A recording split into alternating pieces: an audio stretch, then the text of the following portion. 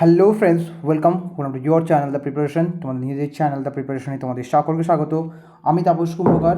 আজকে আমরা টেট 2025-এর চাইল্ড সাইকোলজি অ্যান্ড পেডাগজি বিষয়ের প্রথম ক্লাস নিয়ে শুরু করছি আমরা। এবং আমাদের আজকের যে ক্লাসের টপিক সেটা হচ্ছে কিন্তু জঁ পিয়াজের প্রজ্ঞামূলক থিওরি, অর্থাৎ কগনিটিভ ডেভেলপমেন্ট থিওরি অফ জিন পিয়াজেট। তাহলে এটা নিয়ে আমরা জানবো। প্রথমত বলে রাখি, এই যে টপিকটা এটা অত্যন্ত গুরুত্বপূর্ণ, কারণ বিভিন্ন সিটেট বা আমাদের ডাব্লিউবিডিতে এই চ্যাপ্টার থেকে কিন্তু প্রশ্ন আসে এবং এই টপিকটা আপনার পরবর্তীকালে যখন আমরা নির্মিতিবাদ, বিহেভিয়ারিজম পড়ব তখনও কিন্তু কাজে লাগবে। ওকে, অতএব এবং এই সাথে সাথে বিভিন্ন রকমের পেডাগজিতে, ধরুন বাংলা বা ইংরেজি বা ম্যাথমেটিক্সের পেডাগজিতে যখন আমরা সেই সাবজেক্ট ওয়াইজ কিছু স্কিল নিয়ে আলোচনা করব, সেটা কোন বয়সে কীভাবে ডেভেলপ হবে সেটাতেও কিন্তু আমাদের এই জঁ পিয়াজের থিওরির কিন্তু একটা অবদান থাকবে কিন্তু।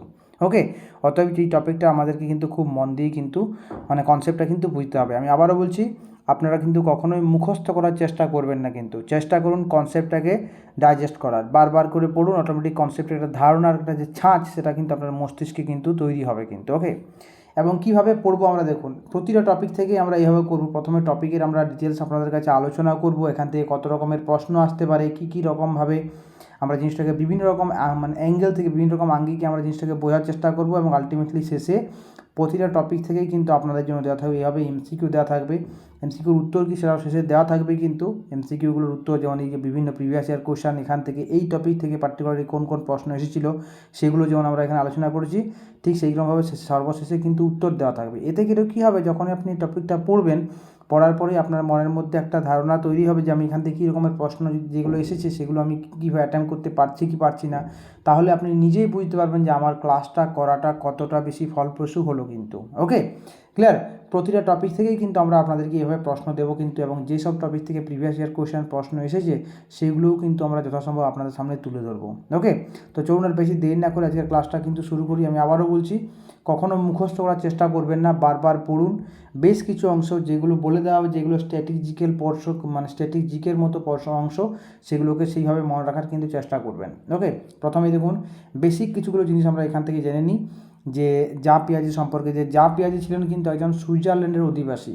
কখনো কখনো যেমন হরিয়ানা টেট, রাজস্থান টেটে আমি প্রশ্ন দেখেছি যে জঁ পিয়াজে সম্পর্কে নিম্নলিখিত কোন বক্তব্যটা ঠিক বা কোন বক্তব্যটা ভুল, এইভাবে জাস্টিফাই করতে বলে, ওকে, যাচাই করতে বলে। তখন কিন্তু এই জিনিসগুলো দেয় কিন্তু, যে তিনি একজন জার্মান মনোবিদ, এইভাবে হয়তো কোনো একটা পয়েন্ট দিয়ে দিল, কিন্তু সেটা তো ভুল, কারণ জঁ পিয়াজে ছিলেন একজন সুইজারল্যান্ডের অধিবাসী। জঁ পিয়াজে যে তত্ত্ব তাকে আমরা প্রজ্ঞামূলক বা জ্ঞানমূলক বিকাশের তত্ত্ব বলে থাকি, অর্থাৎ কগনিটিভ ডেভেলপমেন্ট থিওরি। ওকে, ওটা লিখে নেবেন কিন্তু, কগনিটিভ ডেভেলপমেন্ট থিওরি। জঁ পিয়াজে নিজেকে একজন জেনারিক এপিস্টোমোলজিস্ট বলে মনে করতেন। ওকে, এই জেনারিক এপিস্টোমোলজিস্ট বলতে কী বোঝায় সেটা আমরা কিন্তু ডিটেলসে আলোচনা করব। দেখুন, জেনারিক এপিস্টোমোলজিস্ট হচ্ছে সেই সমস্ত ব্যক্তিগণ যারা ব্যক্তির বিকাশের সঙ্গে প্রজ্ঞা তথা কগনিটিভ যে প্রজ্ঞার যে বিকাশ বা কগনিটিভ ডেভেলপমেন্টের সম্পর্ক অনুসন্ধানে আগ্রহ প্রকাশ করেন, তাদেরকে আমরা জেনারিক এপিস্টোমোলজিস্ট বলে থাকি কিন্তু। এবার আপনার মনে প্রশ্ন আসবে যে প্রজ্ঞা জিনিসটা কী জিনিস, প্রজ্ঞা জিনিসটা কী? দেখুন, প্রজ্ঞা হচ্ছে কি আমাদের বোধ শক্তি, আপনি বলতে পারেন যে কোনো একটা ইনফরমেশান যখন আপনার কাছে যাচ্ছে সেটাকে আপনি কতটা বুঝতে পারছেন, নিজের মতন করে সেই কনসেপ্টটা বোঝার যে ক্ষমতা, সেটাকে আমরা প্রজ্ঞা বলি কিন্তু। একটা শিশু যখন ছোটো থেকে বড় হয়, সে নির্দিষ্টভাবে বিভিন্ন রকম পরিবেশের বিভিন্ন রকম কার্যকলাপ দেখে দেখে বড় হয়। ওকে, তো ঠিক সেইভাবে সে কিন্তু তার ছোটো থেকে তার প্রজ্ঞাটা সেইভাবে ডেভেলপমেন্ট হতে থাকে কিন্তু। এবার দেখুন, যখনই প্রজ্ঞার কথাটা আসবে তার আগে আমাদের জানতে হবে যে নির্মিতবাদ জিনিসটা কী জিনিস। দেখুন, নির্মিতিবাদ বা আপনার কনস্ট্রাকটিভিজম একটা পার্টিকুলার টাইপের মতবাদ, যেখানে বলা থাকে কি যে শিক্ষার্থীরা নিজেদের বিচার বুদ্ধি ও মননের ওপর ভিত্তি করে বিশ্বজগৎ সম্বন্ধে যেসব বিষয় জানতে পারে তাকে শিক্ষা মনোবিজ্ঞানের নির্মিতিবাদ বলা হয় কিন্তু। ওকে, অর্থাৎ এখানে দেখুন কী করে, মেয়ারলি যেমন আমরা যখন ছোটোবেলা থেকে বড় হয়েছি, আমি মেয়ারলি আপনার যেমন 1992 আমার জন্ম, তাহলে আমি সেই 1999, 2000, 2001, ইভেন মাধ্যমিক দিয়েছি 2007 যখন আমি মাধ্যমিক দিই, তার আগে পর্যন্ত ক্ষেত্রে আমরা যেভাবে ইনফরমেশান পেয়েছি কি, যে টিচার্স বলে দিয়েছেন সেটাকে আমরা ধ্রুব সত্য বলে বারবার পড়ে পড়ে মুখস্থ রেখেছি কিন্তু, মনে রেখেছি কিন্তু। নির্মিতিবাদ এসেছে কখন, আমাদের দেশে এনসিএফ 2005-এর পর যে এসেছে, ন্যাশনাল কারিকুলাম ফ্রেমওয়ার্ক 2005, তারপরেই কিন্তু নির্মিতিবাদ আমাদের দেশে শুরু হয়েছে কিন্তু, চালু হয়েছে। ওকে, তো সেখানে কি বলা হয় দেখুন, যে নির্মিতিবাদ বলছে কি যে শিক্ষার্থীরা যখন জ্ঞান গঠন করবে, অর্থাৎ জ্ঞান তারা শুধুমাত্র যে ইনফরমেশান বা তথ্য পেলো সেটাকে মুখস্থ করলো, সেইভাবে কিন্তু জ্ঞান হয় না, সেটা শুধুমাত্র ইনফরমেশান বলা হয়। জ্ঞান কি? জ্ঞান হচ্ছে তারা গঠন করে কিন্তু, বুঝে বুঝে গঠন করে কিন্তু নিজেরা, এবং সেই জ্ঞান গঠনের জন্য কিন্তু তার অভিজ্ঞতার প্রয়োজন হয় কিন্তু, অর্থাৎ সেখানে তার ওই শিক্ষার্থীর কিন্তু ইনভলভমেন্টের প্রয়োজন, নিজেকে অংশগ্রহণ করতে হবে। তাহলে সেই নিজের অংশগ্রহণ করে পরবর্তী ক্ষেত্রে যখন আমরা নির্মিতিবাদ নিয়ে পড়বো তখন আরও ডিটেলস আলোচনা করবো। এখন শুধুমাত্র এইটুকু বলে রাখি যে নির্মিতিবাদ হচ্ছে সেই রকম একটা জিনিস যেখানে শিশুরা কাজের মাধ্যমে শিক্ষা লাভ করে। অর্থাৎ হয়তো আপনি বললেন যে 1 2 3 4 সে সংখ্যা বলল, কিন্তু যদি আপনি তাকে কোনো মার্বেল বা হয়তো কাঠি বা কোনো বল সেগুলো দিয়ে কাউন্টিং শেখান, তখন তার মধ্যে যে সংখ্যার ধারণা তৈরি হবে সেটা হবে কিন্তু তার, এবং অবশ্যই সেই সব বলগুলো বা মার্বেল বা কাঠি সেগুলো তাকে কিন্তু স্পর্শ করতে হবে, সেই জন্য নিজে স্পর্শ করে দেখে গুনতে পারে কিন্তু।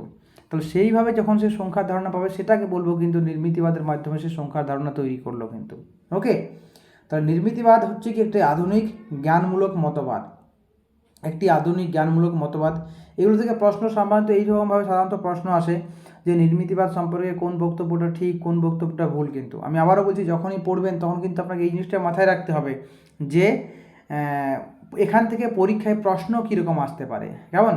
ক্লিয়ার? নির্মিতিবাদ একটি আধুনিক জ্ঞানমূলক মতবাদ। শিক্ষার্থীরা নিজেই নিজের জ্ঞান নির্মাণ করে। এই যে নির্মাণ করা মানে বলতে কী বোঝায়? কাজের মাধ্যমে শিক্ষা। সে নিজে কাজ করে সে জ্ঞানকে গঠন করে বা নির্মাণ করে, অর্থাৎ শিক্ষার্থী নিজেই নিজের জ্ঞানের সৃষ্টিকর্তা। ওকে, তাহলে শিক্ষার্থী সক্রিয়ভাবে জ্ঞানের নির্মাণ করে। এখানে বলা হচ্ছে যেহেতু সে নিজে জ্ঞান নির্মাণ করবে, তার মানে কি তাকে সেখানে নিজে ইনভলভ থাকতে হবে, অংশগ্রহণ করতে হবে, অর্থাৎ সে সক্রিয়ভাবে জ্ঞানের নির্মাণ করে, নিষ্ক্রিয়ভাবে করে না কিন্তু। পরবর্তী সময় যখন আমরা ন্যাশনাল কারিকুলাম ফ্রেমওয়ার্ক নিয়ে ডিটেলসে আলোচনা করবো তখন নির্মিতিবাদ সম্পর্কে আরও ডিটেলসে আপনারা বুঝতে পারবেন কিন্তু। পরিবেশ থেকে প্রাপ্ত তথ্য প্রক্রিয়াকরণের ফলে ব্যক্তির প্রজ্ঞা সৃষ্টি হয়। এনভায়রনমেন্ট, আমরা যেরকম পরিবেশে যাই সেই রকম পরিবেশ থেকে আমাদের কী থাকে, ইনফরমেশান আমাদের মস্তিষ্কে কিন্তু এন্ট্রি করে। কিসের মাধ্যমে? আমাদের যে 5টা ইন্দ্রিয় আছে সেই 5টা ইন্দ্রিয়ের মাধ্যমে, হয় চোখ, কান, জিহ্বা, ত্বক, ওকে, আর নাক। এই যে 5টা ইন্দ্রিয় আছে, এই 5টা ইন্দ্রিয়ের সাহায্যে ইনফরমেশান আমাদের মস্তিষ্কে প্রবেশ করে কিন্তু। ওকে, সেই ইনফরমেশানটা আমাদের মস্তিষ্ক প্রসেসিং করে, প্রক্রিয়া করে তার জিনিসটার সারবত্তা বুঝতে চাই। বুঝেই তখনই সেই জিনিসের সম্পর্কে যখন কনসেপ্ট বা ধারণা তার মধ্যে তৈরি হবে তখনই বলা হবে তার ওই জিনিসের সম্পর্কে প্রজ্ঞা তৈরি হয়েছে। প্রত্যেক ব্যক্তি তার নিজের মতো করে প্রজ্ঞা নির্মাণ করে। যে সমস্ত প্রতিটা শিশু, প্রতিটা ব্যক্তি সে নিজের মতো করে প্রজ্ঞা নির্মাণ করে। প্রজ্ঞা, তাই সেই কারণে আমরা প্রজ্ঞা বা কগনিটিভকে আমরা বলে থাকি কিন্তু এটা ব্যক্তি সাপেক্ষ এবং ব্যক্তি কেন্দ্রিক হয়ে থাকে। অর্থাৎ যা একটা জিনিসকে যে যেরকমভাবে পারসিভ করে কিন্তু, যে যেভাবে জিনিসটাকে বুঝতে পারে সে সেইভাবে কিন্তু সেই জিনিসটার মানে প্রজ্ঞা তার মধ্যে তৈরি হয়। তাই বলা হয় প্রজ্ঞা একটি ব্যক্তি সাপেক্ষ এবং ব্যক্তিকেন্দ্রিক জিনিস। এই জন্য প্রতিটি ব্যক্তির প্রজ্ঞা অন্যের থেকে আলাদা হয়ে থাকে। নেক্সট, শিক্ষার্থী সক্রিয়ভাবে অংশগ্রহণ করলেই, পয়েন্ট টু পয়েন্ট আমি আবারও বলছি, সক্রিয়ভাবে অংশগ্রহণ করলেই জ্ঞান বা প্রজ্ঞার বিকাশ ঘটবে কিন্তু। যদি শিক্ষার্থী নিষ্ক্রিয় থাকে তাহলে কিন্তু প্রজ্ঞার কোনো বিকাশ ঘটবে না। শিক্ষক শিক্ষিকার কাজ কি না? শিক্ষক শিক্ষিকার কাজ হচ্ছে প্রজ্ঞার বিকাশে সহায়তা করা। এই কারণে বলা হয় বর্তমান সময়ে শিক্ষক শিক্ষিকাকে বলা হয় তার সহায়তাকারী বা ফ্যাসিলিটেটর বলা হয় কিন্তু বর্তমান সময়ে। শিক্ষার্থীর জ্ঞান অর্জন তার পূর্বের জ্ঞানের বা পূর্বের প্রজ্ঞার উপর নির্ভর করে, অর্থাৎ পূর্বার্জিত জ্ঞানের সাথে সামঞ্জস্য রেখে যদি নতুন জ্ঞানের আহরণটা সম্পন্ন হয় তবেই কিন্তু শিক্ষার্থীর জ্ঞান অর্জন সম্পন্ন হবে। সেই কারণে বলা হচ্ছে শিক্ষার্থীর জ্ঞান অর্জন তার পূর্বের প্রজ্ঞার উপর নির্ভর করে কিন্তু। ওকে, তাহলে এই যে জিনিসগুলো আমরা পড়লাম কিন্তু এখানে দেখুন নির্মিতবাদ সম্পর্কে সমস্ত জিনিসটা বলা নেই, দেখুন বেশিরভাগ জিনিসটাই কিন্তু আমাদের প্রজ্ঞা। যেমন 3 নম্বর পর্যন্ত আমরা নির্মিতবাদ সম্পর্কে জেনেছি, বা 4 নম্বর থেকে বাকি জিনিসগুলো কিন্তু প্রজ্ঞা সম্পর্কে ডিটেলসে বলা আছে কিন্তু। অনেক সময় প্রশ্ন আসতে পারে, দেখুন প্রশ্ন কীরকম আসে।